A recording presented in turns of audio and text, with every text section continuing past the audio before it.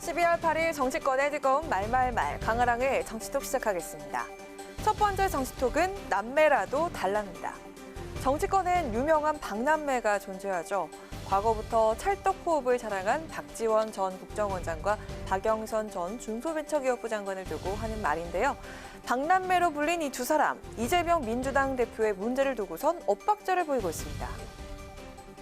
박남매, 박영선 전 장관, 여기서는 뜻이 다른 거예요? 조금은 달라요. 남매랑 어떻게 똑같겠어요? 이재명 대표가 공천권 내려놔야 한다 하셨거든요. 저한테 오늘 새벽에 예. 기사 난 것을 보냈더라고요. 그래서 내가 역시 박남매밖에 없다. 민주당이 잘 되는 방향으로 하는데 지금은 뭉쳐서 싸워줄 때다. 그렇게 말을 하라고. 그러면서 깔깔깔 웃더라고요. 박영선 전 장관은 사법 리스크를 안고 있는 이재명 대표를 향해 사실상 이선 후퇴를 요구하고 있죠. 공천권을 포기해야 한다면서 목소리를 높였는데요. 반면 박지원 전 원장은 이재명 대표가 김대중 전 대통령보다 더 많은 당원표를 얻었다면서 이 대표 중심으로 싸워야 한다고 강조하고 있습니다. 뿐만 아니라 이 대표가 지금보다 더 앞으로 나서야 한다는 주장도 펼쳤는데요. 그러면서 남매라도 생각과 의견은 다를 수 있다면서 의견 차이를 인정했습니다. 두 사람의 호흡은요, 과거 18대 국회로 거슬러 올라갑니다. 당시 민주당 소속이던 두 의원은 여당 공격수로 맹위를 떨치는가 하면 19대 국회에선 법사위에서 MB맨으로 불린 천성관 전 검찰총장 후보자와 김태호 전 국무총리 등을 잇따라 낙마시키면서 찰떡호흡을 자랑했습니다. 20대 총선을 앞두고는 다른 정치길을 걷던 두 사람이 2019년 이른바 김학의 동영상으로 협공을 펼치면서 다시 박남매 활약을 보여줬습니다. 당시 황교안 자유한국당 대표를 벼랑 끝으로 내몰기도 했었죠. 특히 20대 총선을 앞두고 안철수 의원과 손을 잡았던 박지원 전 원장은 초선의원 강연에서 박영선 전 장관의 칭찬을 공개적으로 하기도 했습니다. 2021년엔 미국 체류 중이던 박영선 전 장관이 귀국해서 민주당 선대위에 합류하자 박지원 전 원장은 중립을 지켜야 하는 자리임에도 불구하고 귀국을 환영한다는 댓글을 달아서 논란이 되기도 했습니다. 이런 가운데 안민석 의원이 박지원 전 원장의 복당 처리 지연을 두고 박남매 때문이 아니겠냐면서 의혹을 제기했습니다.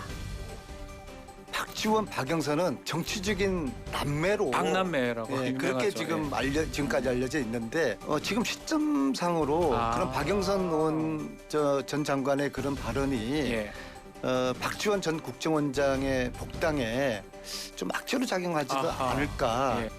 박영선 장관이 오늘 아침에도 복당 그렇게 서두르지 말라고. 그건 나도 구걸하지 않는다.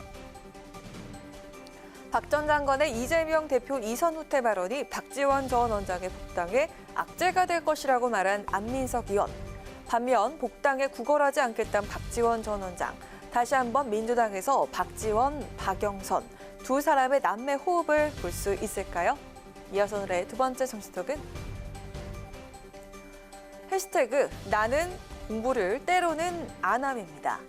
친윤계 의원들의 주축이 된 국민의힘 공부 모임이죠. 국민공감이 출범한 이후 인터넷엔 이런 해시태그가 올라왔습니다. 바로 김웅 국민의힘 의원 SNS인데요.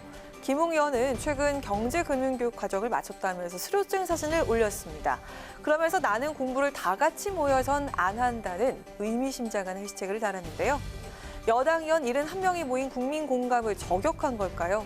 어제 출범한 국민공감엔 당권 도전을 시사한 안철수 의원과 김기현 의원, 윤핵관으로 불린 장제원 의원까지 합류하면서 여당 의원 115명 중 71명이 참석을 했습니다. 일각에선 국민공감 모임을 향해서 전당대회를 앞둔 개파 모임이 아니냐면서 비판의 목소리가 나오고 있습니다. 자, 이런 비판에 어제 참석했던 의원들은 모임의 성격에 대해서 이렇게 해명했습니다. 당내에 여러 소그룹 모임들이 있는 것은 건강하다는 뜻이고요. 부정적으로 볼 필요는 전혀 없다. 저도 별도의 공부 모임을 시작을 해서 지금 이제 계속 하고 있는데 또 그때는 뭐 개파 모임이라고 안 하시더니 또 이번에 또 그러셔가지고. 관심은 그거 아니에요. 전당대회 앞두고 이 모임이 특정 후보를 지지할 것이냐 하기가 어렵죠. 어제도 이제 안철수 후보도 왔고 또 뭐 권성동 전 대표도 왔고 두루두루 많이 오잖아요. 그러니까 이제 일종의 플랫폼은 될 수 있죠. 반면 차기 당권 주자로 거론되는 윤상현 의원과 조경태 의원은 얼굴을 비추지 않았는데요.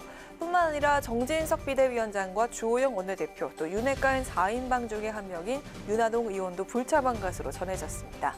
이 모임에 참석하지 않은 홍문표 의원 불참 이유에 대해서 이렇게 밝혔습니다.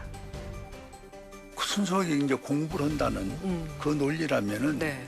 첫째 주제가 나와줘야 돼요. 예, 예. 이번 토론을 뭘 하겠다. 예. 그리고 어떤 분이 와서 얘기를 하겠다. 그러면 저건 들어볼 만하다.